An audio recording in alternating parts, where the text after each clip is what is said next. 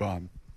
Aaron, what's it like to know you have that much power in your line? I would think it's like driving a car that has the most horsepower, and which can, you can outrun anybody else. Yeah.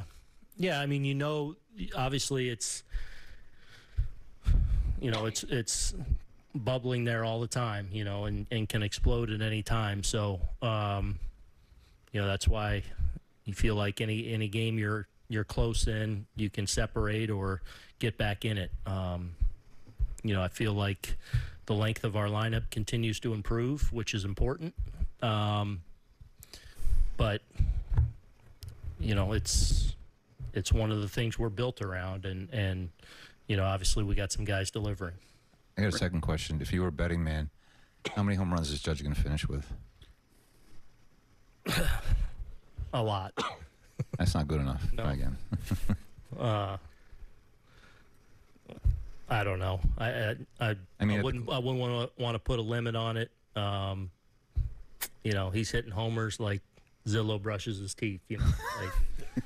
Which he needs to do that a little bit more, frankly. But it's. I said we're all running out of superlatives to what we're seeing, especially in this time where hitting's difficult, and it's just fun to watch him. First of all, who he is and the teammate that he is, but then just his desire and obsession with, just getting a little bit better each and every year, and that's what we're seeing.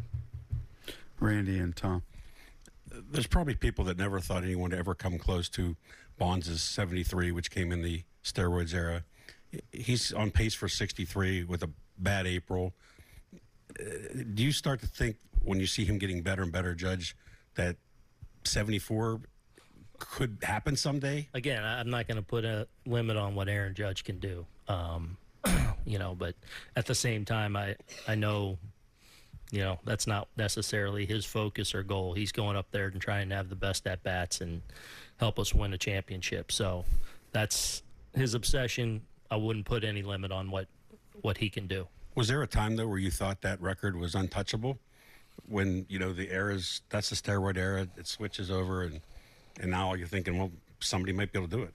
Yeah, I mean, it's just the last era, so I don't know if you think of it in terms of that, you think of those records, kind of the one go-to on the record that'll never be broken is the DiMaggio one. That's kind of the one that rolls off everyone's tongue.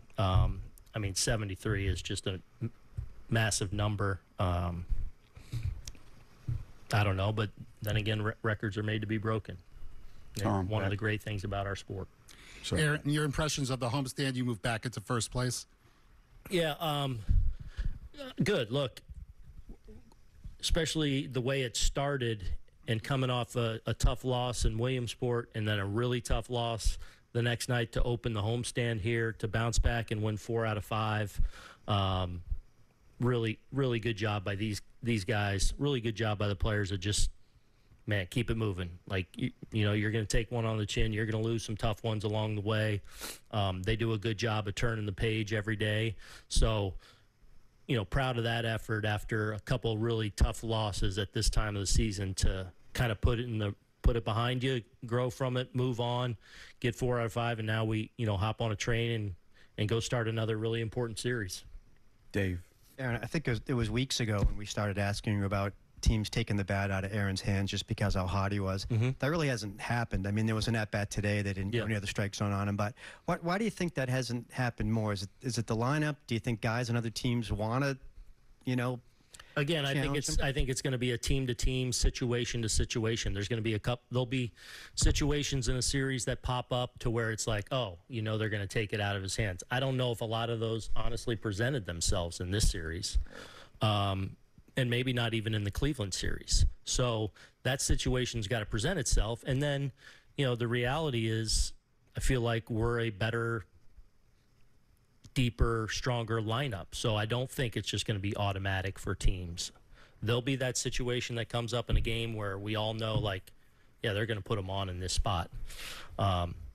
That's now happened a couple times over the last couple weeks, and a couple teams have paid the price for that too, with people delivering behind them. So, and that's important moving forward too.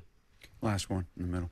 Aaron, what did you think of Stroman's outing and how he kind of navigated basically having a higher pitch count right from the start? Yeah, yeah, it was good. You know, obviously we're a little short down there today, and you know, I think Blackman had what 11 pitch at bat to start things. You're kind of like, ooh, and then Jazz makes a great play down the line. We don't finish that play. We don't turn a double play. You know, so that inning got really long on him. I think he ends up throwing 31 pitches. So to be able to navigate and get us 5 important innings and give us the lead to hand off to the bullpen, and then the offense obviously extended it late. It was a big outing when you're kind of grinding out there. Thank you. Well,